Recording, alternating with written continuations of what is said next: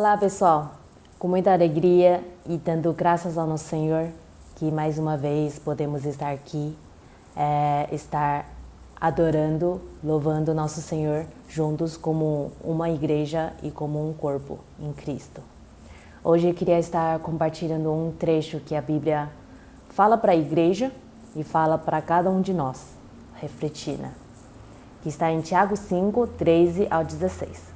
Entre vocês, há alguém que está sofrendo? Que ele ore. Há alguém que se sente feliz? Que ele cante louvores. Entre vocês, há alguém que está doente? Que ele mande chamar os presbíteros da igreja para que estes orem sobre ele e o unjam com óleo, em nome do Senhor. A oração feita com fé curará o doente. O Senhor o levantará. E se houver cometido pecados, ele será perdoado. Portanto, confessem os seus pecados uns aos outros e orem uns pelos outros para serem curados. A oração de um justo é poderosa e eficaz. Cada um de nós estamos passando por uma fase. Temos a pandemia como algo comum, mas cada um tem suas dificuldades individuais, né? E também tem seus momentos, conquistas individuais. E para estes momentos, podemos estar orando, podemos estar louvando ao nosso Senhor, porque nós reconhecemos que Ele está sob controle de todas as coisas. Mas além disso, Deus quer que a gente também peça ajuda, a gente possa contar com nossos irmãos, porque a igreja, o corpo de Cristo, foi feito para nós fazermos a parte dele. Né? Que a gente também possa tomar essa iniciativa de estar sendo o suporte de alguém, que alguém da nossa igreja que está mais próximo, algum dos nossos amigos, que a gente possa estar nos preparando deste momento, desde agora, para ser essa pessoa justa, que Deus nos capacitou para ser, que a gente possa estar nos preparando para que Ele, o Senhor, nos revele hoje o que podemos aprender, o que podemos aprimorar e buscar dele, para que Ele nos torne cada vez mais justo, cada vez mais parecido com Ele, para que podemos ser bênção para nossos irmãos, para nossos amigos, para nossos familiares. Vamos convidar o grupo de louvor para nos liderar em parte de louvor musical. Quando entramos na presença de Deus, nós podemos sentir a sua bondade, podemos sentir a grandeza do seu amor, podemos sentir sua santidade e também a sua fidelidade. São atributos eternos de Deus. Vamos louvá-lo nessa manhã, de todo o nosso coração, louvando por tanto amor que Ele tem por nós. Cantemos com alegria.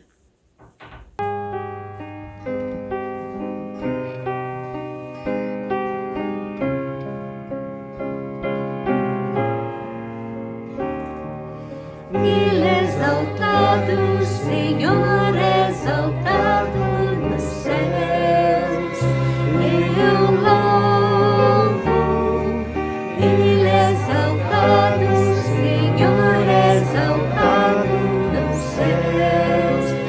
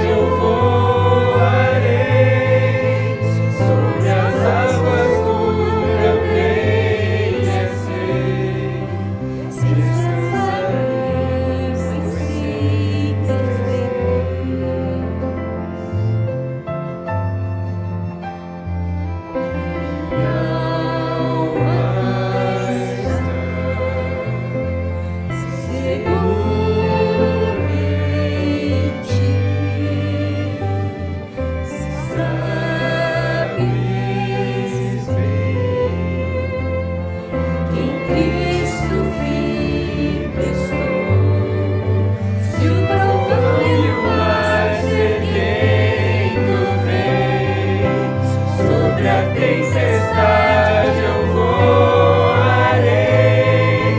sobre as águas tu também és rei. Descansarei, pois sei que és Deus. Se o trovão e o mar sereno vem, sobre a tempestade eu voarei, sobre as águas tu também és rei. Descansarei, pois sei que és Deus. Descansarei, pois sei que és Deus. Vamos orar? Senhor Deus Pai, muito obrigada porque o Senhor sempre foi bom e sempre será bom. Obrigada porque o Senhor nunca nos deixou faltar a tua paz, que nunca deixou de nos fornecer as tuas bênçãos. Porque independente de como somos, como fomos ou como seremos, o Senhor sempre está pronto a nos perdoar, sempre está pronto a nos amar. Eu peço que o Senhor realmente se manifeste cada dia mais forte na presença de nossas vidas, para que possamos realmente sentir que estamos perto de Ti e que o Senhor nos ajude a andar este caminho que ande para mais perto de Ti. Eu peço que o Senhor venha a sondar nossos corações hoje, para que nosso coração esteja em paz, esteja calma e seja aberta para ouvir o Teu ensinamento de hoje. Que o Senhor possa nos ajudar a compreender a Tua vontade e também aplicar a Tua vontade em nossas vidas. Peço esse momento que o Senhor venha falar com cada um de nós. E assim oro em nome de Jesus. Amém. E agora vamos para a leitura bíblica de hoje. Ele está em Isaías 59, versículo 1 a 4. E depois vem o 8 a 9. E depois vem o trecho versículo 15 a 18. Então, vamos estar acompanhando em Isaías 59? Iniciando. Ouça, o braço do Senhor não é fraco demais para salvá-los, nem seus ouvidos é surdo para ouvi-los. Foram suas maldades que os separaram de Deus. Por causa de seus pecados, ele se afastou e já não os ouvirá. Suas mãos estão manchadas de sangue, e seus dedos imundos de pecado. Seus lábios estão cheios de mentiras, e sua boca transporta de corrupção.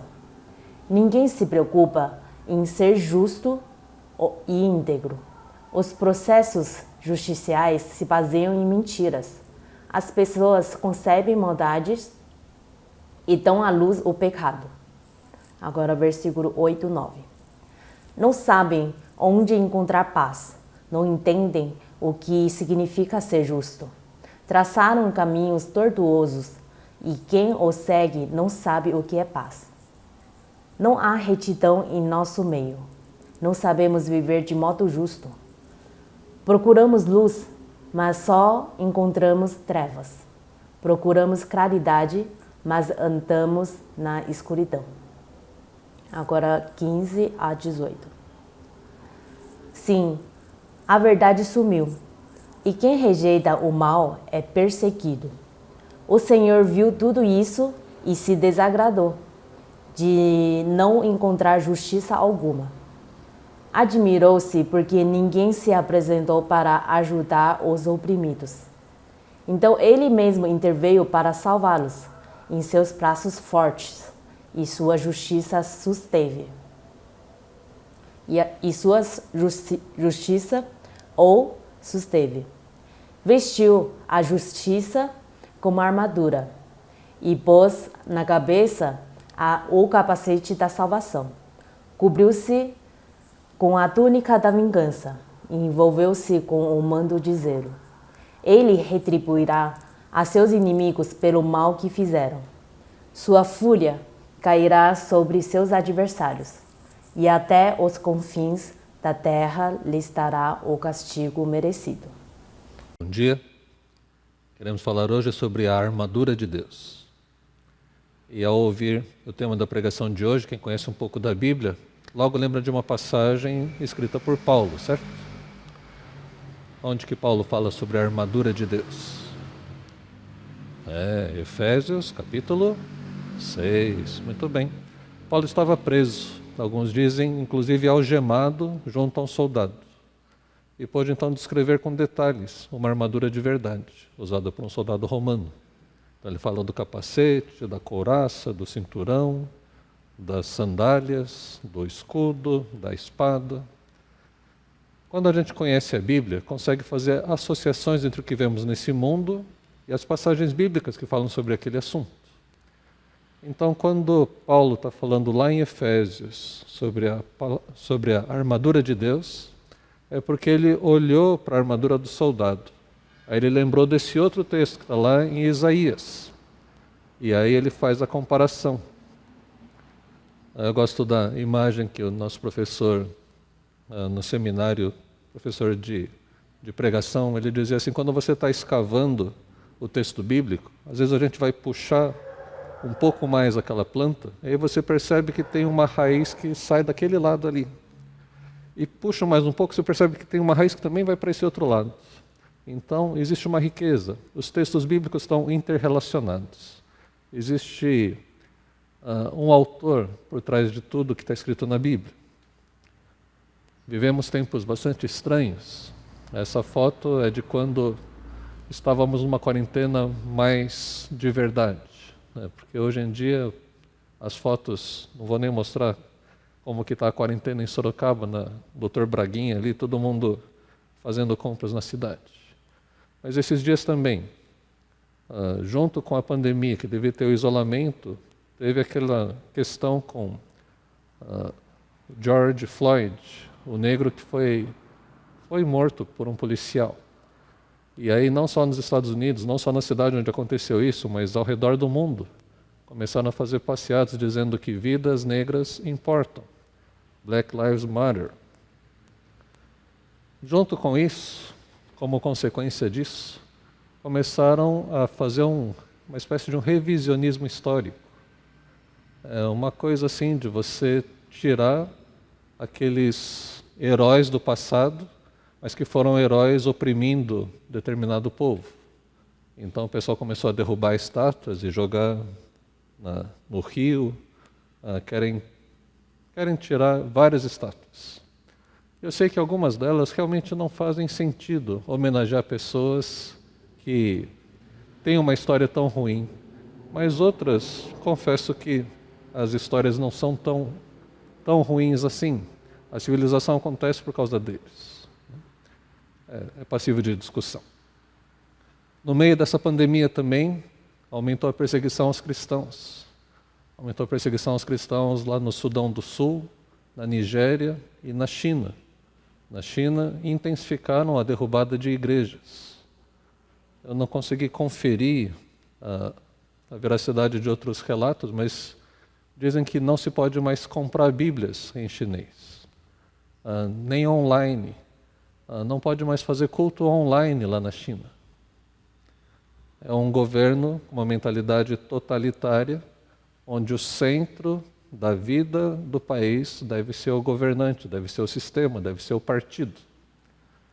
E mais recentemente, essa semana, a gente ouviu outros fatos que perturbam um pouco a gente.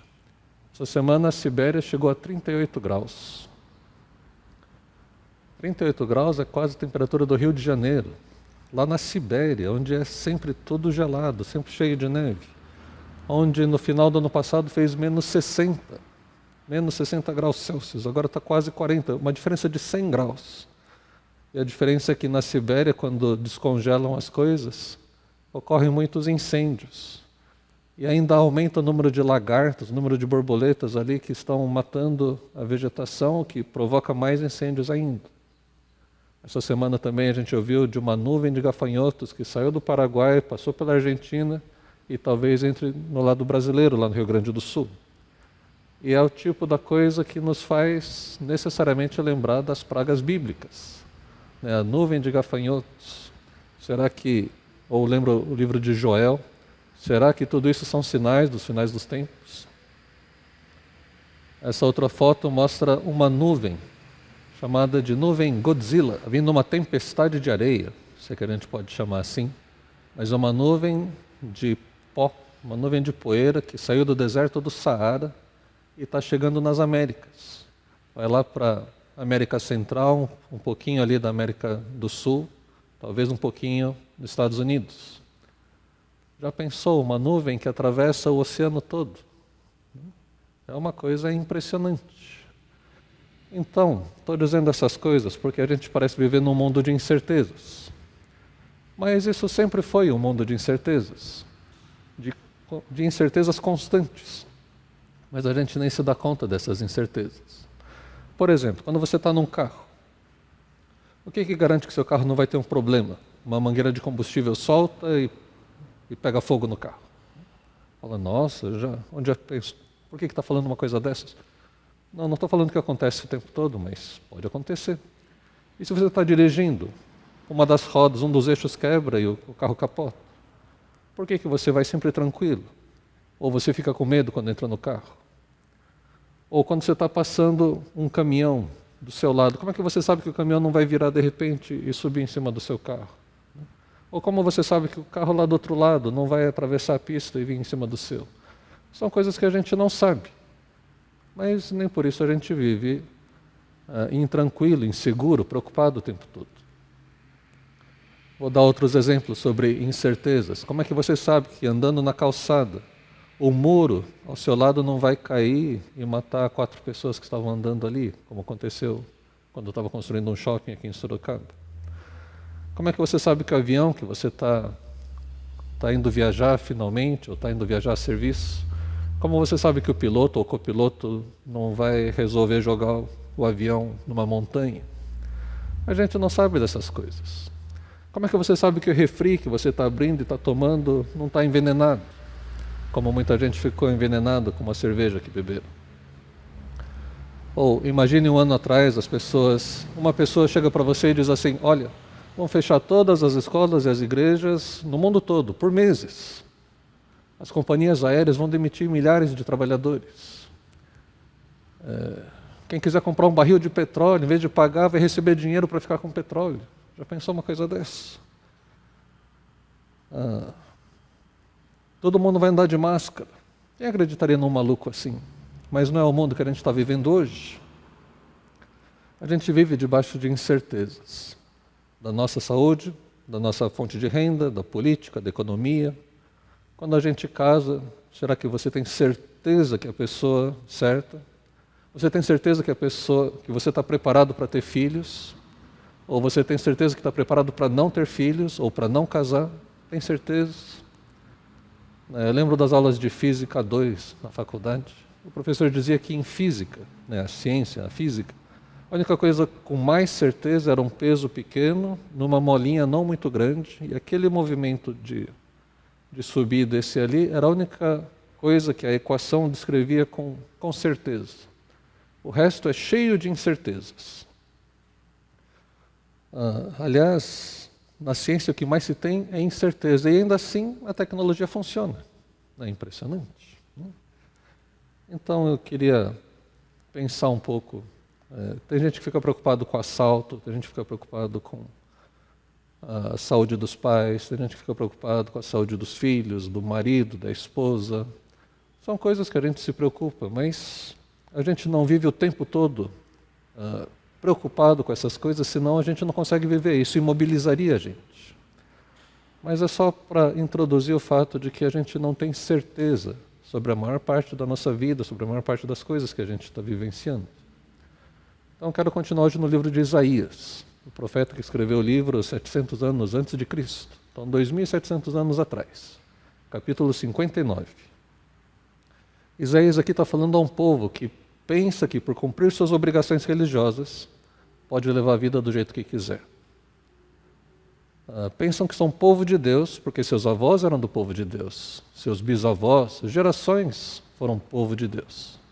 E pensam que são povo de Deus também porque são religiosos. Guardam o sábado, fazem jejum nos dias certos, oram a Deus, agradecem, fazem pedidos, dão dízimo, dão ofertas, mas vivem a vida de maneira mundana. Alguns anos atrás assisti uma reportagem que falava do trízimo, não dízimo nem vintimo, mas era um pastor numa comunidade, numa favela, dizendo para os traficantes que se eles dessem 30% da entrada deles, o resto era abençoado por Deus. Você entende esse tipo de maldade, esse tipo de raciocínio? Mais recente, não tão recente, a gente viu um grupo de assessores e políticos fazendo reunião de oração lá em Brasília, para agradecer a propina que receberam. O ex-presidente da Câmara, que está preso, registrou em seu nome todos os sites com jesus.com, jesus.com.br. O nome Jesus na internet é dele. Pastores, esses dias estavam tentando vender feijão que cura a Covid-19. Pastor evangélico. Uma vergonha. Talvez com esses poucos exemplos você consiga entender o que estava acontecendo no reino de Judá, no reino do sul, onde Isaías está pregando. Ouçam, o braço do Senhor não é fraco demais para salvá-los, nem seu ouvido é surdo para ouvi-los. Por que começa assim? Ouçam. Né? Porque o povo estava numa pior. Estavam clamando a Deus e ele não responde. Começaram a blasfemar contra Deus, viu? Será que esse Deus ficou surdo? Será que ele não está vendo o nosso sofrimento? Será que ele não consegue fazer nada para nos ajudar? Que Deus é esse? Então Isaías diz, ouçam vocês. Ficam gritando com Deus como se ele fosse surdo, mas vocês é que não percebem. Ouçam, o braço do Senhor não é fraco demais para salvar vocês, nem seu ouvido é surdo para ouvir vocês. Versículo 2, foram suas maldades que os separaram de Deus. Por causa dos seus pecados, ele se afastou e já não os ouvirá. Entende o decreto? Entende a afirmação que Isaías está fazendo aqui? Vocês vivem vidas religiosas. Vocês tentam agradar a Deus de algum jeito, mas a sua vida é incoerente. Você está cheio de maldade, cheio de pecados, e por isso Deus se afastou e não ouve mais vocês. Aqui eu preciso fazer um parênteses. Talvez alguém possa dizer, mas viu, todo mundo fazia isso? Eu não sei. A Bíblia não fala se era 100% da população que fazia isso. Provavelmente não. Mas era a grande maioria. E isso se tornou visível. Olha o versículo 3. Suas mãos estão manchadas de sangue, e seus dedos imundos de pecado. Seus lábios estão cheios de mentiras, e sua boca transborda de corrupção. Mãos manchadas de sangue tem a ver com a morte de inocentes. Tem a ver com não se importar com o outro, ou até colaborar, ajudar, desejar a morte daqueles. Seus dedos estão imundos de pecado. A ideia de imundícia é o contrário da pureza. Onde suas mãos estão entrando? Onde elas estão sendo enfiadas ultimamente? Seus lábios cheios de mentiras, sua boca transborda de corrupção. Lábios cheios de fake news. A boca transbordando de vontade de torcer as coisas, de corromper as coisas, de degradar as coisas. Versículo 4, ninguém se preocupa em ser justo e íntegro. Os processos judiciais se baseiam em mentiras. As pessoas concebem maldades e dão à luz o pecado. Não é de hoje. Né? E aí, não sei para qual dos times você torce, mas pode ser que você ache que o processo judicial contra o seu ídolo se baseia em mentiras.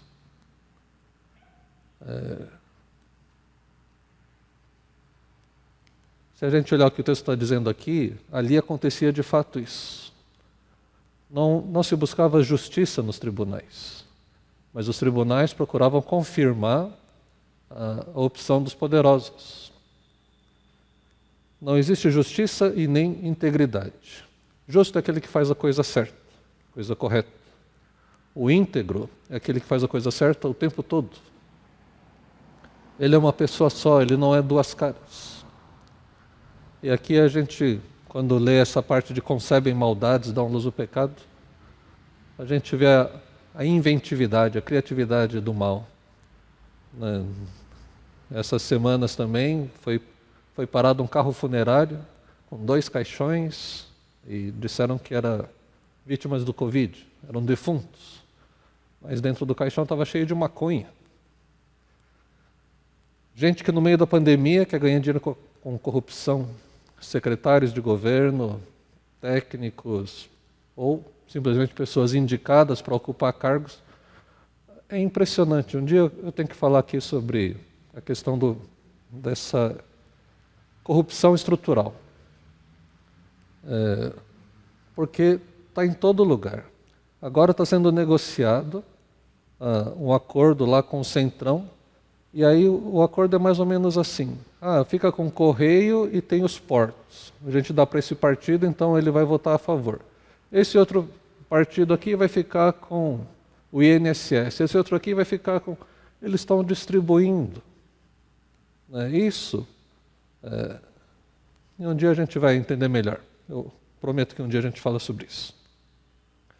Não adianta, por isso não adianta só trocar o prefeito, o governador, o presidente, a coisa é feita de um jeito que não dá para resolver sozinho.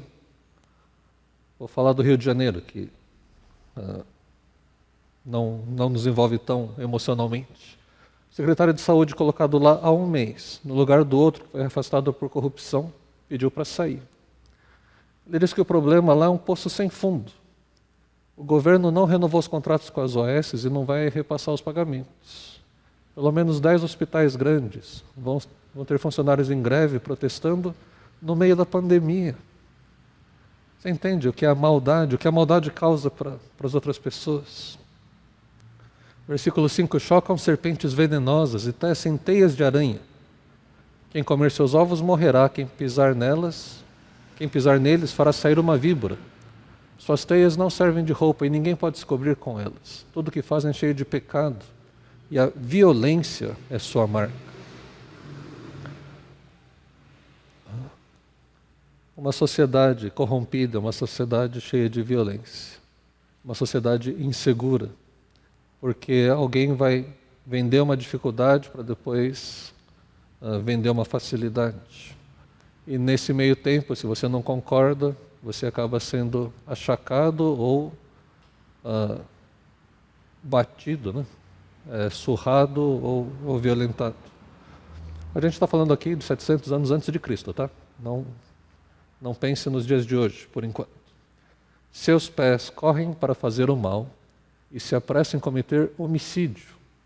Pensam somente em pecar, por onde passam, deixam sofrimento e destruição. Não sabem onde encontrar paz. Não entendem o que significa ser justo. Traçaram caminhos tortuosos e quem os segue não sabe o que é paz. Esse mundo, onde só se pensa no mal, só tem pessoas querendo cometer homicídios, e por onde passam deixam sofrimento e destruição, é a característica de um povo que se afastou de Deus. Lembra, Isaías está falando para aquele que era conhecido como povo de Deus, povo da aliança, o povo de sacerdotes, o reino que representava Deus aqui na terra. Esses não sabem onde encontrar paz e não entendem o que significa ser justo. Não fazem ideia do que é ser justo, porque eles nunca viram isso. A vida inteira viveram dessa maneira injusta. Traçaram caminhos tortuosos e quem os segue não sabe o que é paz. Não há retidão em nosso meio, não sabemos viver de modo justo. Procuramos luz, mas só encontramos trevas. Procuramos claridade, mas andamos na escuridão. Uma coisa muito interessante nesse texto é que Isaías se inclui nessa confissão ou nessa acusação. Ele está dizendo, não há retidão, não no meio de vocês, mas no nosso meio, porque ele sabe que ele era parte do povo de Deus. E como não tem retidão, a gente não sabe viver de modo justo. Por isso, quando a gente procura a luz, só encontra trevas. Procura a claridade, mas anda na escuridão. Apalpamos as paredes como cegos. Andamos tateando como quem não tem olhos. Mesmo no mais claro meio-dia, tropeçamos como se fosse noite. Entre os vivos, somos como os mortos. Rugimos como ursos. Gememos como pombas. Tem um ódio, uma rebelião, algo assim que você não aguenta mais, quer rugir, e ao mesmo tempo geme. Então tem a ira e tem a dor. Procuramos justiça, mas ela nunca chega. Quem já entrou com um processo, quem pediu, assim, tantos crimes não solucionados. Não sei se você já ouviu esses dados. De todos os homicídios no Brasil, 6% indica quem foi o culpado. E desses 6%, 40% deles são condenados de fato. Os outros prescrevem, ficam foragidos. Não tem justiça. Nossos pecados estão amontoados diante de Deus. E testemunham contra nós, sim, sabemos que somos pecadores. Não sei se você já viu coisas amontoadas, um monte de roupas amontoadas, né? Um monte de lixo amontoado. Ou talvez você lembre daquelas imagens dos campos de concentração, onde corpos eram empilhados. E aqueles corpos eram testemunho do pecado dos seus executores. Versículos 13. Sabemos que nos rebelamos e negamos o Senhor. Demos as costas para o nosso Deus. Sabemos que fomos injustos e opressores. Planejamos cada uma de nossas mentiras. Isaías está se colocando aqui, entende? Nós somos povo de Deus, mas nós nos rebelamos, negamos a Deus, demos as costas para Ele. Fomos injustos e sabemos que fomos injustos e opressores. Planejamos cada uma de nossas mentiras. Aliás, mentira está difícil de ouvir noticiário ultimamente. Por que o Queiroz está lá? Não sei de nada. Versículo 14, nossos tribunais se opõem ao que é certo. Não há justiça em parte alguma. A verdade anda tropeçando pelas ruas e a honestidade foi banida. Sim, a verdade sumiu e quem rejeita o mal é perseguido. O Senhor viu tudo isso e se desagradou de não encontrar justiça alguma. Admirou-se porque ninguém se apresentou para ajudar os oprimidos. Então Ele mesmo interveio para salvá-los com seu braço forte e sua justiça os susteve. Deus está vendo tudo isso. Lembra lá no começo, quando Isaías diz, olha, Deus não está surdo, o braço dele não está encolhido. Mas é que seus pecados estão fazendo esse muro, estão criando esse obstáculo para que Deus possa ajudar vocês. E aí Deus está vendo tudo isso, todas as mentiras, toda a corrupção, todo assassinato, toda a violência. E Ele se admirou, Deus se admirou, porque ninguém se apresentou para ajudar os oprimidos. Por que ninguém se levanta para ajudar esses? Por que ninguém se levanta em nome da justiça? Justiça para os oprimidos, não justiça para os que estão fazendo o mal, né? Então o que Deus faz? Ele mesmo interveio para salvar esses oprimidos com seu braço forte. E a justiça de Deus sustém o braço dele. Vestiu a justiça como armadura e pôs na cabeça o capacete da salvação. Cobriu-se com a túnica da vingança e envolveu-se com o manto do zelo. Ele retribuirá a seus inimigos pelo mal que fizeram. Sua fúria cairá sobre seus adversários e até os confins da terra lhes dará o castigo merecido. Como povo de Deus, a gente precisa mostrar o caminho para Deus. Precisamos mostrar os valores do reino na nossa conduta, na nossa própria batalha, se necessário. Mas o mais interessante quando a gente olha a vida de Cristo é que Ele não tomou as rédeas no sentido de fazer justiça com as próprias mãos, ou de insuflar um movimento para que houvesse justiça. Na verdade, ele se entrega para a injustiça, ele se entrega para a condenação injusta, ele se entrega para as mentiras. E ele é morto e executado, ele é condenado e executado. Porque ele sabe que Deus é que retribuirá aos seus inimigos o mal que fizeram. E ainda assim, Jesus, lá na cruz, sendo martelado ali, ele está murmurando, ele está balbuciando para Deus: Deus, perdoa-os, porque não sabe o que fazem. Deus, perdoa eles porque eles não entendem o tamanho da maldade que estão cometendo. Versículo 19, no oeste, né, no ocidente temerão o nome do Senhor, e no oriente, no leste, glorificarão a Ele, pois Ele virá como uma forte correnteza, impelida pelo sopro do Senhor. O Redentor virá a Jerusalém para resgatar um Israel, aqueles que se afastaram dos seus pecados. É como da outra vez que a gente viu o capítulo 57. Deus vai trazer a paz para aqueles que não têm paz. Mas essa paz vem para aqueles que se arrependem, não para aqueles que continuam no pecado. Aqui também o Redentor virá a Jerusalém para resgatar em Israel aqueles que se afastarem dos seus pecados. Isaías está dizendo: Deus está vendo todo o pecado da nação. Deus conhece todas as coisas, Ele está vendo o sangue nas mãos, Ele está vendo suas línguas mentirosas, está vendo seu pensamento maldoso o tempo todo. E Ele vem para resgatar aqueles que se afastam do pecado. E esta é a minha aliança com eles, diz o Senhor: meu Espírito não os deixará, nem essas palavras que lhes dei estarão em seus lábios, nos lábios dos seus filhos e nos lábios dos seus descendentes, para sempre. Eu, Senhor, falei. Somos, de alguma forma, descendentes desse povo de Deus de 2.700 anos atrás. Não importa se você é de ascendência oriental, do Oriente Médio, do Sudeste Asiático, da África, do Norte do Brasil, do Sul do Brasil, o que Deus está olhando são descendentes espirituais desse povo de Deus. Um povo que era corrupto na sua maneira de vida, mas que tinha dentro dele aqueles que ele vem resgatar. Então você que está ouvindo sobre isso, então entenda de uma vez por todas que não é nenhuma placa de igreja, não é denominação religiosa que salva. Nenhuma dessas é povo de Deus. Não é metodista livre, não é metodista, presbiteriano, batista, católico. Nenhuma das igrejas salva.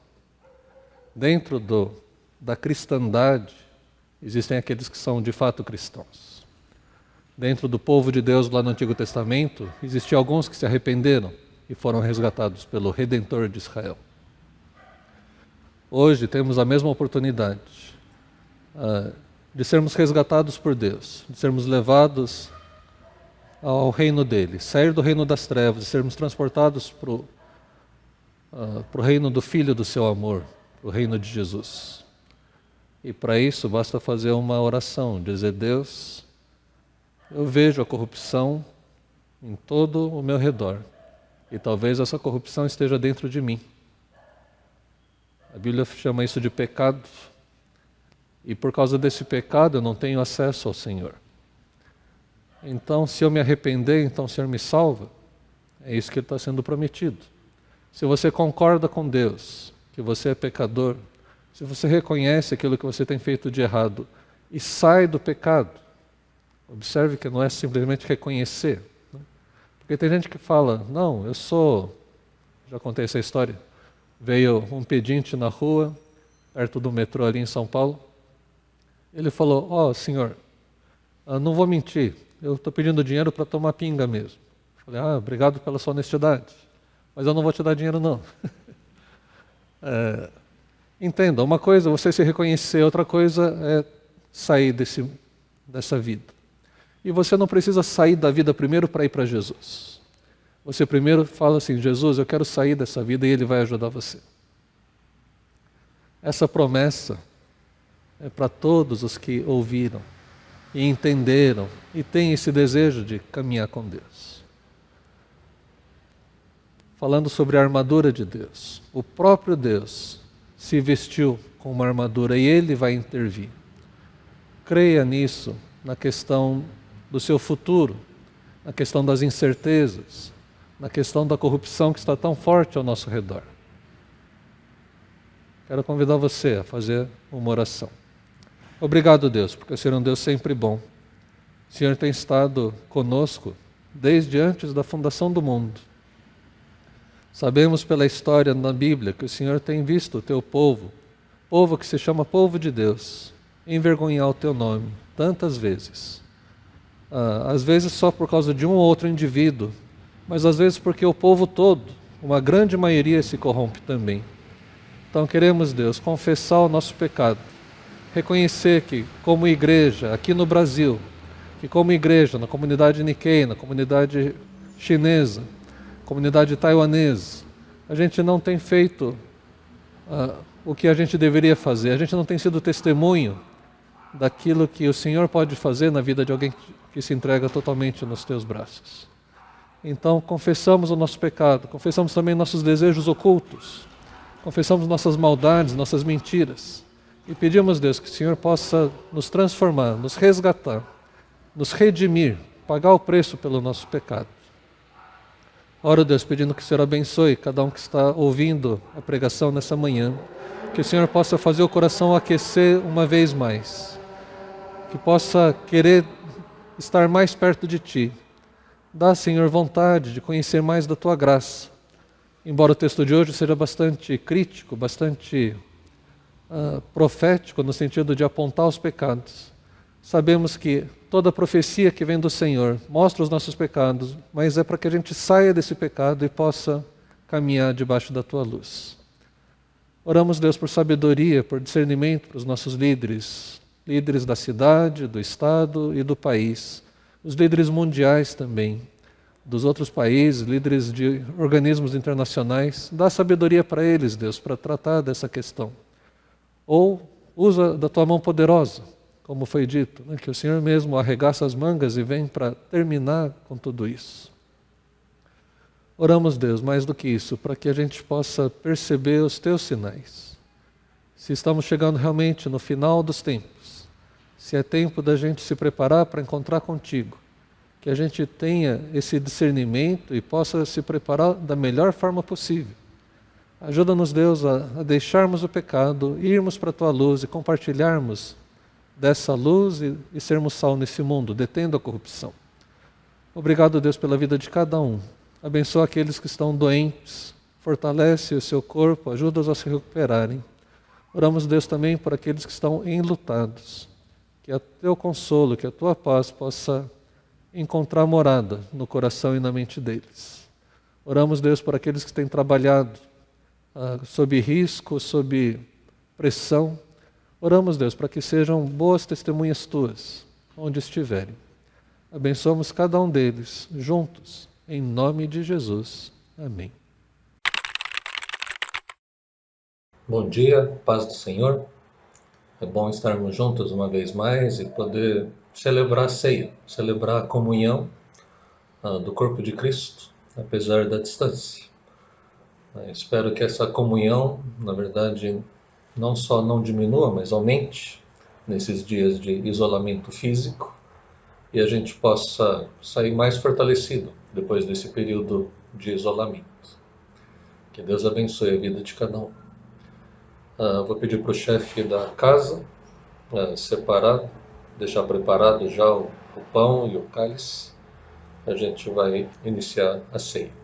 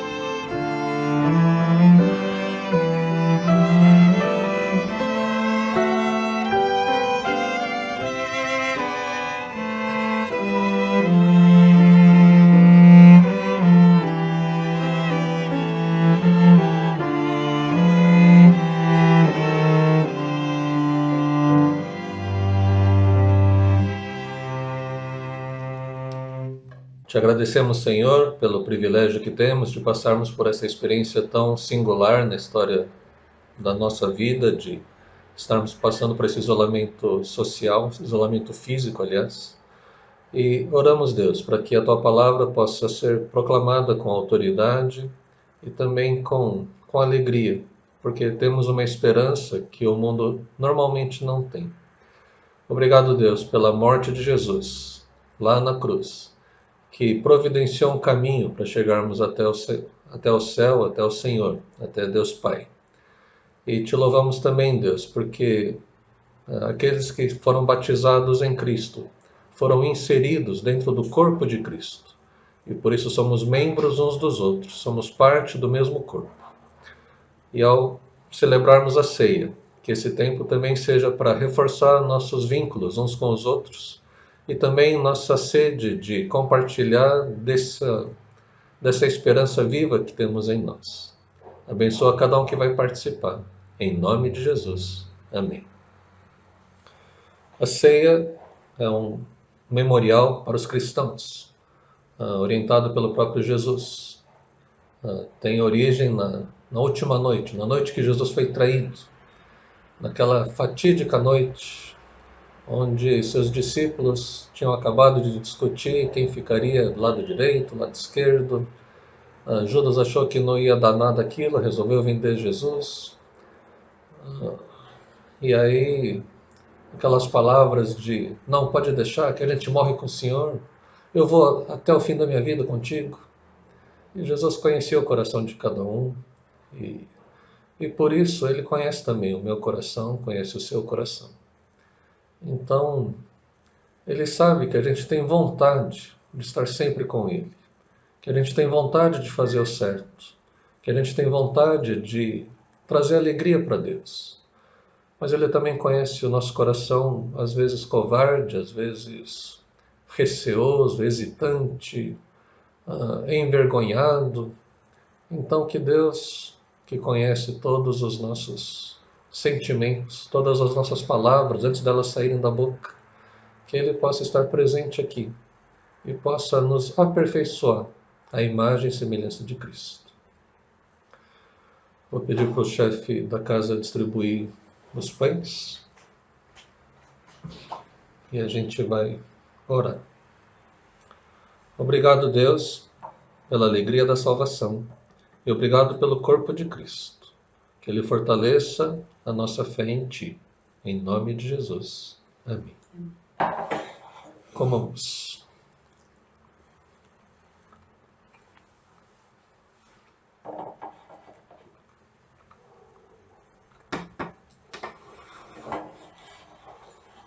E por semelhante modo, depois de haver enseado, Jesus tomou o cálice e disse: esse cálice é a nova aliança feita no meu sangue. Todas as vezes que vocês comerem e beberem, vocês anunciam a morte do Senhor até que Ele venha. Então, Maranata, vem, Senhor.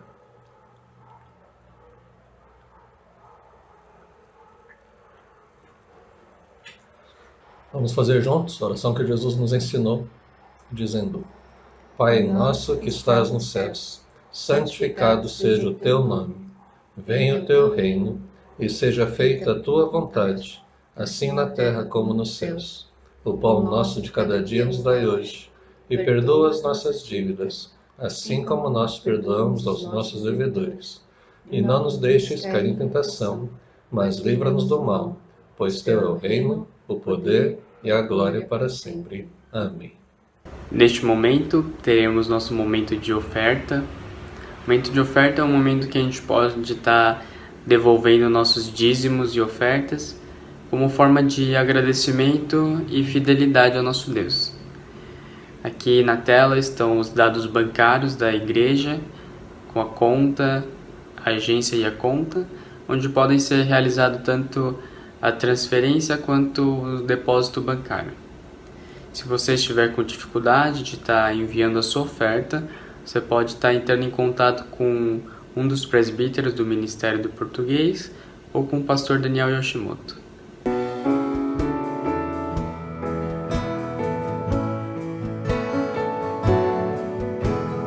Vem, Senhor, minha vida oferecer.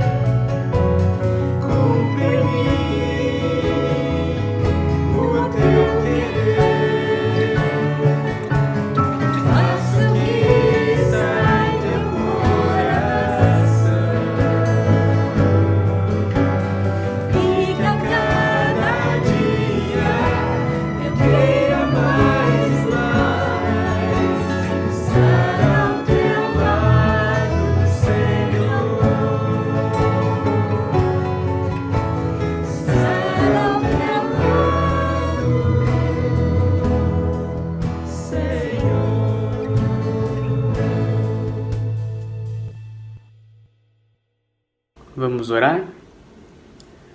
Senhor Deus, eu te agradeço por essa oferta, Pai, que a gente quer entregar diante de Ti, Senhor, para estar engrandecendo o Teu reino. Que a gente possa ter essa fidelidade, Senhor, como o Senhor tem sido fiel a nós. Obrigado pelas bênçãos, pelo cuidado conosco e com nossas famílias e com a nossa igreja. Que essa oferta possa ser usada para engrandecer cada vez mais o Teu reino e abençoar as pessoas também, Senhor. Te agradeço por tudo, em nome de Jesus Cristo. Amém.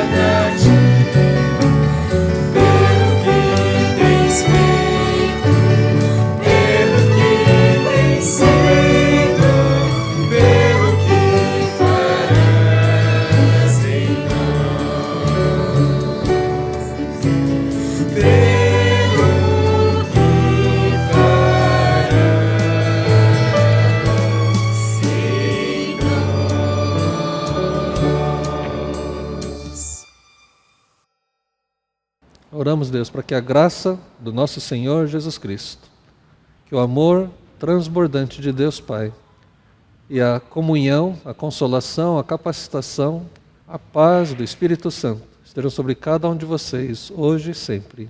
Amém.